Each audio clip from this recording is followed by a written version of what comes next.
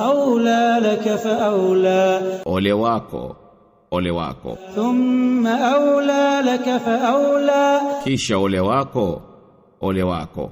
أيحسب الإنسان أن يترك سدى Ati anadhani binadamu kuwa ataachwa bure?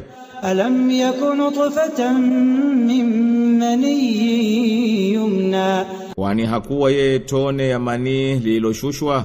ثم كان علقة فخلق فسوى Kisha akawa kidonge cha damu, tena Mwenyezi Mungu akamuumba na akamtengeneza vilivyo. فجعل منه الزوجين الذكر والأنثى Kisha akamfanya namna mbili, mwanamume na mwanamke.